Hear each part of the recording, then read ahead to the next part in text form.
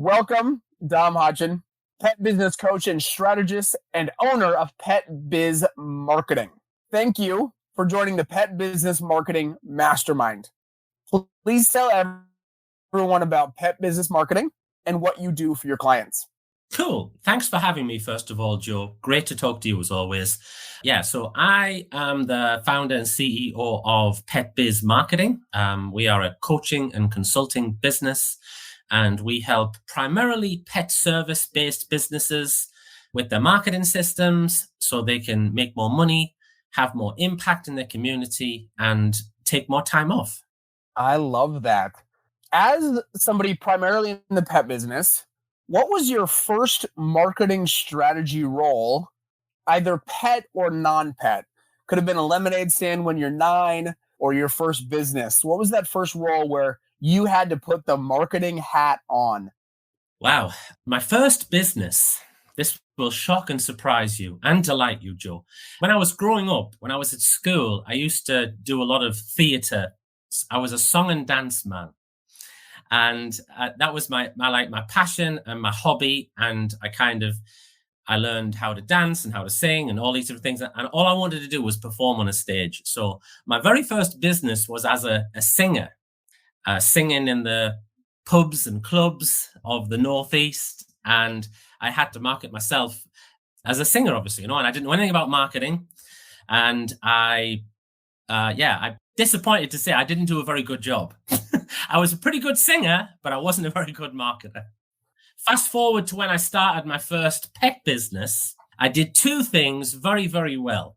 I marketed my service as something different. So instead of marketing myself as a dog walker, I marketed myself as someone who offered dog adventures. And instead of charging what everybody else charged, I charged double the rates that they did. And the reason why I did that was because in between years, between the singing and opening a business, I worked as a sales rep for Imperial Tobacco, a dirty, stinky cigarette company. And we had a number of different brands. Some were very expensive, some were very, very cheap. And I knew, because the company told us, that we made a phenomenal amount of profit on the expensive brands and not very much money on the low price brands. And as the taxes increased and the cigarettes got more and more expensive, a lot of buyers used to go cheaper. But there was a certain subsection of the market who just maintained and stayed on those premium brands all of the time because that was what they bought. So I knew whenever I started a business, I wanted to be at the kind of luxury premium end of the market. I wanted to be at the Rolls Royce end rather than at the Ford end of the market. And so that's what I did with my adventures. So I learned a lot in the in-between years. I love that. I had no idea you were a song and dance man. It makes sense, but I love it. And we'll get to your stage presence here in a little bit. But I love that you took a little bit from your past positions at like song and dance and selling for the dirty cigarette company and utilized that and understood this some key knowledge that was being shared and then allowed that to roll into your next opportunity. What a fantastic lesson as well. I think no matter what we've done before, we're all marketers. We just maybe have to go back into the back of our brain and say, oh, I did learn that maybe in class or in a job that was unrelated seemingly to marketing. I think pricing and sales is a key component to marketing as well. You could have the best marketing campaign, but if it never sells, it certainly falls flat. Given your role, and obviously in the song and dance and in selling tobacco, what was the difference that you see in marketing to pet owners versus non-pet owners? Are there terminology you encourage your owners to use? Are there certain ways you appeal when you're consulting on marketing strategy? Do you mean when I'm selling my pet services to pet dog owners or to like my consultant services to pet business owners? Either way, mostly talking about like the mind of a pet owner. So obviously you work with pet business owners, but when you were selling your dog adventure, is there certain things you were using that was like, oh, this is because this is a pet owner? How did you distinguish that or know or, have it jump off the shelves? The big one is trust, really. It's we work in a fantastic industry, don't we? It's not recession proof, but it's certainly recession resilient. It's forecasted to grow incredibly well over the next decade. There's lots of competition, but there's lots of room for growth and expansion too. The piece of the pie that you want is as big as, you can imagine. But it really helps if you can tap it. At the end of the day, we're still dealing with a human being and their prized possession, their loved one, their furry friend, whatever you want to call it. And because of the whole way that people are delaying getting married and settling down and all that kind of thing, delaying having kids, or they're replacing their kids with their dogs. Like this bond it's stronger than it's ever been. I think you have to show, doesn't matter what your thing is in the industry, whether you are, you want to provide the best exercise, you want to provide the best enrichment, or you want to provide the most fulfilling products. You have to communicate that you understand that bond, the bond between the dog and the owner. And trust and safety are paramount. It's like why Disney's number one thing is keeping people safe. That's their number one thing. All of the things that they do, they have to keep people safe. Safety first, all the time. And they have lots of entertainment, and they have lots of other things that go on, and different lands and worlds and movies and different entertainment things. But ultimately, safety is the number one. I think you want to stress that you understand, and you understand you're going to keep the pet safe, and you understand you want to communicate that you can be trusted. And one of the ways you communicate that you can be trusted with a product or a service is by showing that you understand this bond. I love that. Safety and trust, because no matter how good the experience can be, if that is not established and that doesn't be delivered, it wipes it all away. You could have the best day at Disney and break your leg. Probably not a good day. You could have the best day at a doggy daycare and something happens from a safety perspective. It doesn't really matter. And so understanding that their loved ones, and I know recently there's like grand dog parents. Before it was like you had a dog and you had grandparents, but not grand dog parents. So that does speak to how more in depth this relationship is getting with our fur family members. Since you work with a lot of different clients, and obviously you have a pet business inner circle, how do you personally keep track of all the marketing and all the advice, and what tools are you using? So when a business owner comes to you, their brand and their market, and how are you keeping track of all of these businesses that you're helping consult on a daily or weekly basis? Great question. I usually know more and I remember more and I take more diligent notes, the more people are paying me to help them with their strategy and with their marketing. So my business, my coaching and consultant business is set up, I have like a gold level where people can come and get information, and there's a ton of resources there, and there's like a forum. If they want some more hands-on help, there's like another level, like a diamond level, where they can get more access to Dom essentially, and I'll help them put together a 90-day plan they can go and work on, and then they can check in with us on a group coaching call. I have a mastermind level, where we meet every 3 months, and I've got another one starting on Monday. A bunch of pet business owners, we come together, spend 2 days in a room. Everyone does a hot seat. We work out a plan, and it's a bit of social time as well, but we're there to like thrash out the theme and the plan for the next 90 days. And then I have private clients on top of that as well, who I work with, and I do more done for you stuff, so help them with the copy, with the email sequences, with the marketing plan, and I have forums, and I have Beth in the background as my operations manager and wife, and she does a brilliant job at both of those things too.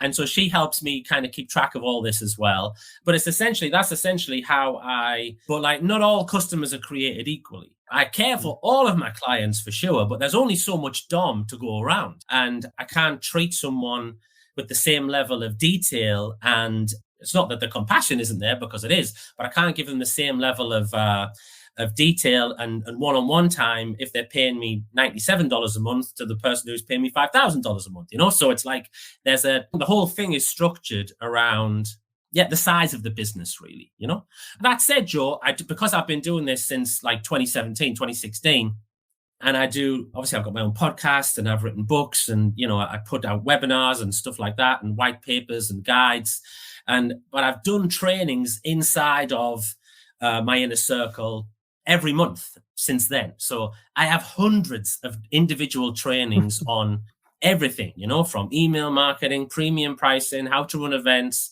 how to take on staff, how to boost your reputation, how to network, all of the kind of how to run a Facebook challenge, all these different things. There's like a training in there. So that makes it very easy for when someone comes to me and says, my prices suck, and I can say, well, go and listen to these 6 recordings, or watch this webinar and take action on that. And then, you'll get results. I love it. No, I love that you step up though, because I think that even talks to your original answer of like trust, right? Like, I think really good advice helps that business grow. And so they're going to trust you for the 1 month low cost entry. They're going to implement some of what you're doing, and then they trust you to move on. And then they know you more and they trust you to move on, and they trust you to move on. So it's kind of, you practice what you preach in regard to a pet owner, because they have to trust you and love you and like you and at least want to see your face more to want to spend more. And then their business, I think as any business owner should do, is invest appropriately in training.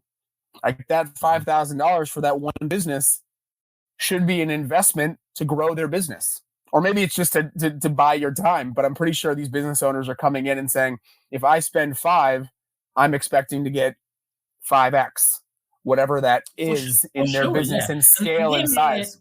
Exactly, yeah. And, a lot of these guys, they might have 5, 6, 10, 25 facilities, So there's that what we get right in one facility, we can then roll out to the others. So often their return is many, many multiples, because they've got the scale, So it's like we're scaling up the solutions, with the bigger facilities. Yeah.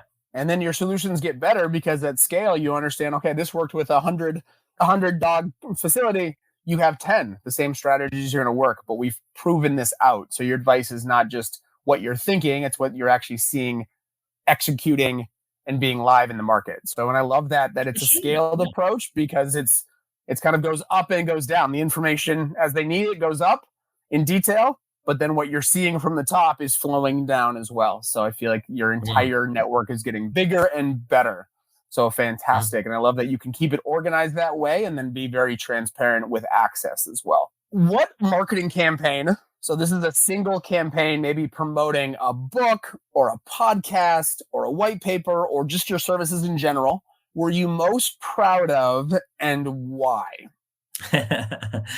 I'm going to say probably my very first book funnel, because at the time I was kind of learning, which is the best way to do it, Joe, as you know. It was kind of, we're talking about my own campaign here, like for my own services. Yeah, that's what I'm answering anyway. I was kind of learning as I went, So I created a free guide. I created this is back when I was a dog trainer. I created a free guide, how to turn your dastardly dog into a perfect pooch or something like that, I think it was. So they had this free guide that I gave away to get people on an email list. And then I emailed regularly. I built up a relationship with the email list, took people through this know, like, trust process. And then whilst I was doing that, I was turning the guide into a bigger book, which was called How to Be a Dog Superhero at the end. That was the first book that I ever wrote. And then I kind of sold the book to the people on the email list. And then people who bought the book, they wanted more help. So we created a course that they could invest in as well. And then we had like a online dog training inner circle. This was back in 2015, like way before Zoom. People think training on Zoom is a new thing. Some of us have been doing it for a long time. And that was like I was very lucky that I had great mentors that helped me to do all of this, because I didn't know how to do any of it. And for context, I had just come off the back of, before I did all of that, I had just come off the back of 2 years trying to push and promote my online store, which I had created, which was a disaster, Joe. Total disaster. Could have done with you, buddy, back then to help me with the e-commerce side of things. But and I was in this position where I had been successful in my dog adventure business. I had been a disaster with the store, and I had to go on this like marketing pilgrimage, to learn about emails and direct mail and direct response and how to write copy, and all these different things, really. And I kind of, rather than just learning about it, I learned about it invested in a mentor and learned about it from them and put it into practice as I went.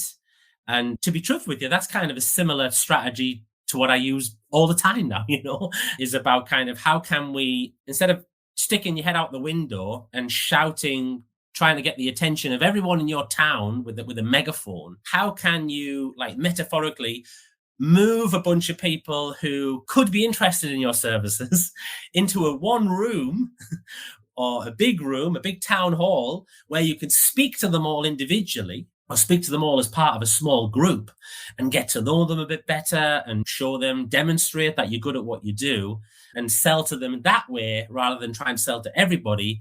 And that's kind of a good analogy for how I approach email marketing and build an email list. I think you always have a tribe of people there who are warm, who are much easier to sell to than just selling it to anybody in the world. For sure. Yeah. I think like having a giant billboard with like, let me help you versus like information. And then you like learned that, oh, wow, they like that. Cool. I'm going to turn that into a book. Oh, they like that. I'm going to turn that into a book. Oh, they like that. You let the audience kind of say, hey, yeah, you're on the right page here. Let's get more. We want more Dom. Moredom.com. I think I'm going to take it. I think I'm going to take that URL. Just buy that. I know. There it is. You bought it. I'm sure somebody buys that before the podcast release. But you're dead right though. You're dead right what you say. Just because a lot of the guys maybe who are listening, or some of the guys who are listening, they might not be familiar with this type of the way that we strategize like this, And what we're talking about is kind of you get that like constant feedback loop, like you said, and then you end up creating a product or creating a service around what people want because they've told you what they want via the communications that you've done with them. That's complete opposite to what most people do, which is to come up with something and then look for a bunch of people to buy it. That can work as well, but it's much easier way to kind of build a tribe, get the information, isn't it? And then build something for them. For sure. And I talk to my clients always about like micro conversions. I think everyone sees like marketing out, product sold, but it's not that. It's marketing out, landing page visit, email submitted, email open, add to cart. These are all micro conversions that if you tweak and as you go along, you're going to get there. My open rate is 10% now. Oh, let's make it 15%. At scale, that's a huge number. People think like marketing out, dollars out, clients in, or product sold. And there's so many steps along the way that if you just went from like no mastermind with Dom, marketing out, mastermind with Dom, there's like 30 steps you would have missed in the middle of those. And so I think people don't realize that, especially like pet business and services. They're like, oh, I want more people. You need more web traffic. You need more submits. You need more people visiting your thing. Like you need to build a system because sales is a process. It's not an event. It doesn't just happen, like you said, where they see you and they buy. Yeah, that does happen to a degree, but it's a tiny percentage of people who do that. Most people, they need a lot of steps. They need a lot of follow-up. They need a lot of all the things that you just talked about. Exactly. And the person with the best process wins because there's competition out there. There's other services in your market that do the similar thing as you. You have a better service. Gary Vaynerchuk talks about the attention economy, and I think that's so valuable nowadays. Is like, I can get you an open email from me every week. We can work together in the future. If I can't, it's really hard. If you don't trust to click on my email, difficult for you to trust to employ my services or trust me with your loved one. We're going to shift just a little bit and go backwards. When we met, you were a speaker at the Pet Boarding and Daycare Conference in Hershey. Now I just learned, and our audience just learned, that you were a former song and dance man. Can you share some inside scoop on crafting a compelling speech or compelling talk at one of those pet conferences? One or two things that you have to deliver when you're on stage in front of an audience. First of all, I like to entertain the audience. So I want to delight the audience. I want them, because I know it's a process, like you said, not everyone is going to run to the front of the room with their checkbook and say, Dom, come and help me. For a lot of the people in the room, that's going to be their first experience of you. So, and it might even be the first time that they've ever gone to a pet conference. I know pet boarding and daycare expos, those guys, they get a lot of new people coming all the time, and when I ask the people in the room, how many people is your first time here? it's like, a quarter or maybe the fifth of the room, So there's that. So you want to delight the audience. You want to give them supreme value. You want to make them feel warm. You want to also make them question you and what they are doing as too. But if I could really like sum up what I think anyway, my kind of strategy, if you like, my speaking strategy is to tell stories. Because I can talk about, me, Joe, I can talk about anything.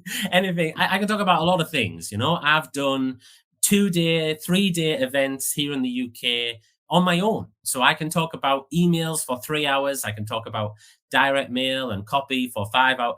But ultimately, people aren't going to necessarily remember the nuts and bolts of it because it's too complicated. And for a lot of them, it's going to be the first time that they've ever heard what email marketing is. So, and then they certainly don't know how to do it. But if I tell a story about how email marketing helped me and how email marketing changed my business, like what I did earlier, where I talked about my online store crashed because I didn't know enough about marketing, because I didn't know enough about follow-up. And then I went on this journey and I was able to sell 250 copies of my first book to my email list because I had built an email list. I put a free guide out. I'd done the know, like, trust thing. Now, just that little last 25 seconds of this interview, that there's a lot of story there, Oh, Dom had an online store. It crashed.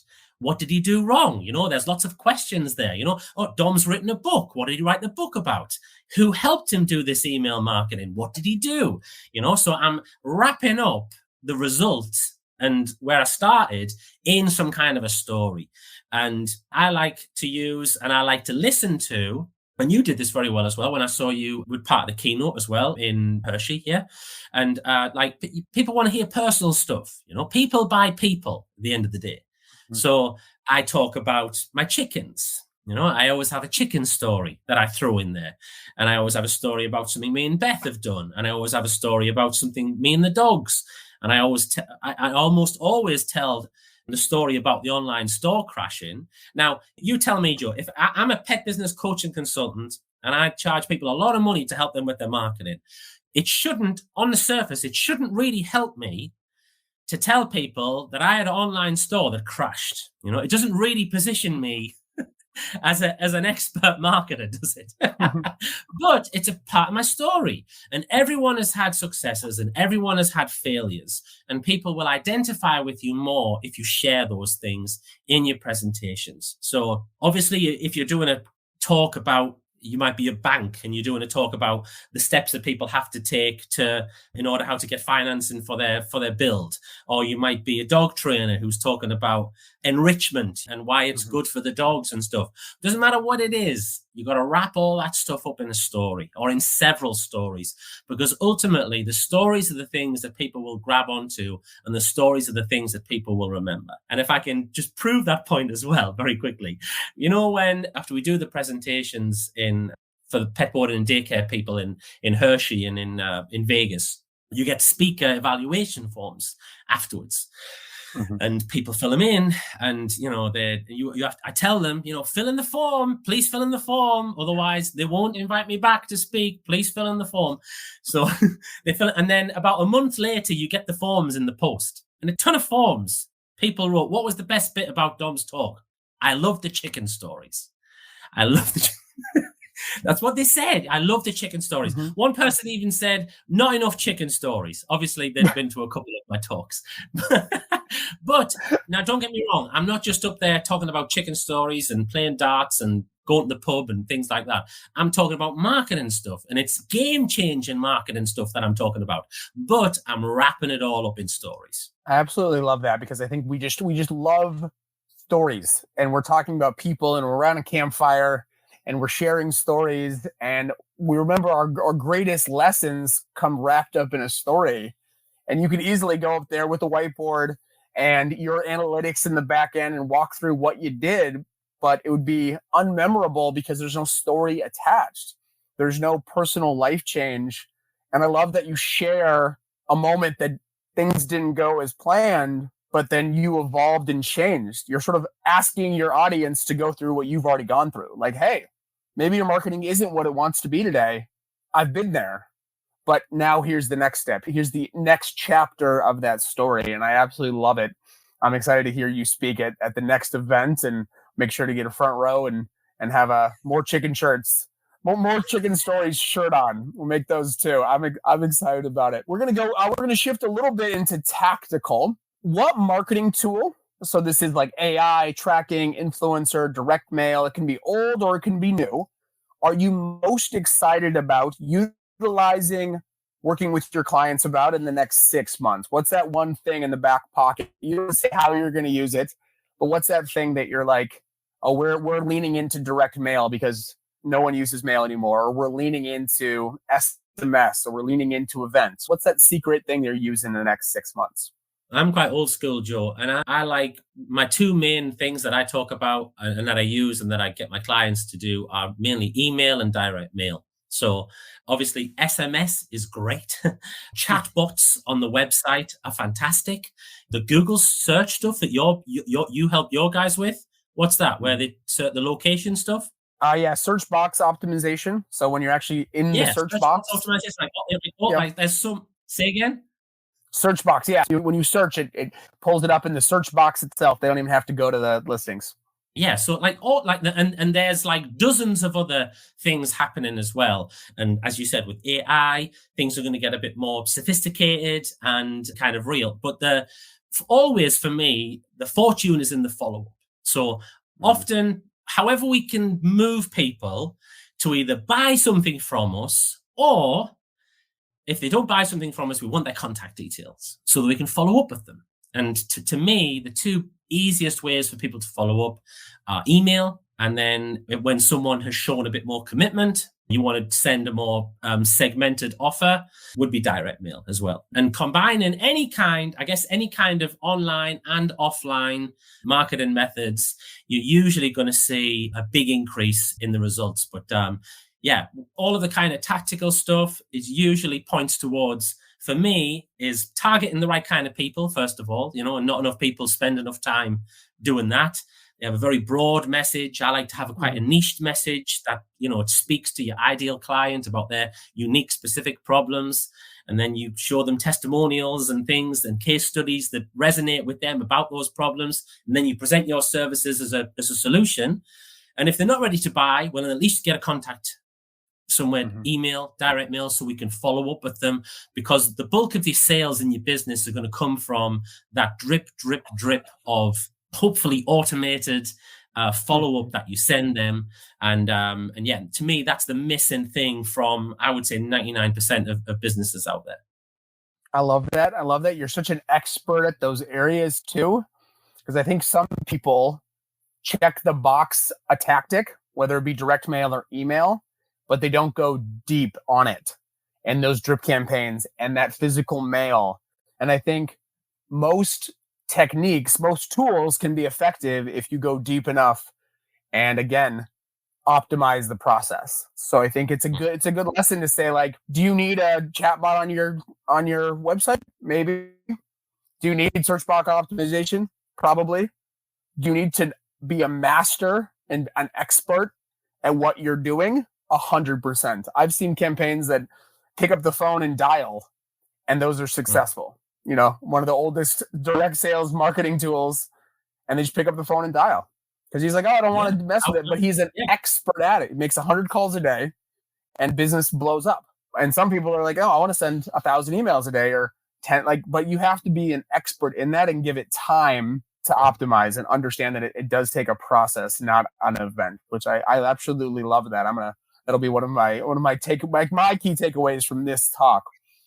We're going to shift a little bit again. You host pet owner events. You talked about them a little bit, 2-3 days.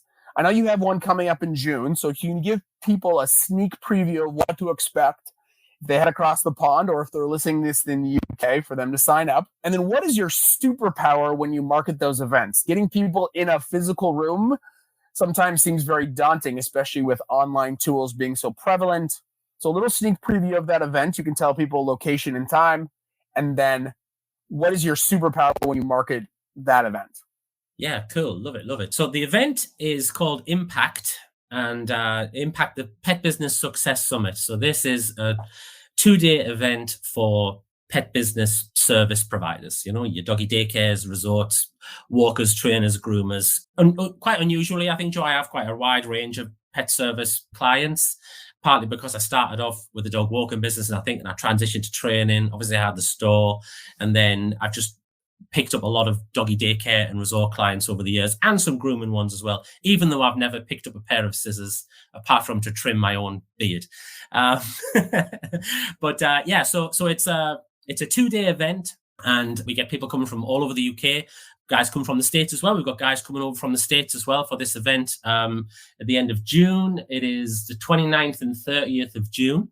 And my superpower really for the event is, and it's similar to what I talked about previously with talking, I like to wow the audience, I want to make people feel welcome. I want to make people feel special. I want to make people feel at home, so we put a lot of effort into the whole client experience, and we spend a lot of money on food and drink and making them kind of just generally, we want it to feel like it's been an experience. We don't want it to feel like it's just been a dozen lectures over 2 days.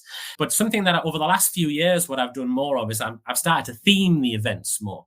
So last year was a Disneyfy Your Pet Business event. And in that one, we had a lot of Disney marketing examples, and we talked about how to design your business like Disney Imagineers designed theme park rides. And we took the revenue models that they have inside of the Disney parks, and we looked at all the different ways that we could plug those into our own business. So the theme was kind of Disneyfied.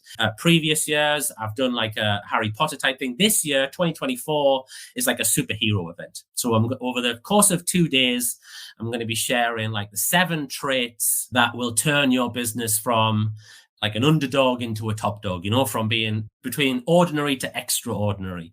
So the 7 strengths that we'll be going through, the 7 superhero traits are super strength, how to command top dog position with premium pricing. We're going to talk about speed and the Flash's guide to pet business productivity. We're going to talk the superpower of flight. So I'm going to show people how to soar above the competition and position themselves as a go-to expert.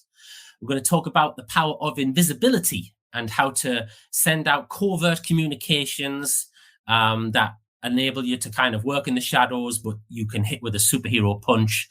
We'll talk about telepathy, understanding your customers better than they understand themselves. We'll talk about shape-shifting, how to be agile and be a bit of a chameleon as the industry evolves.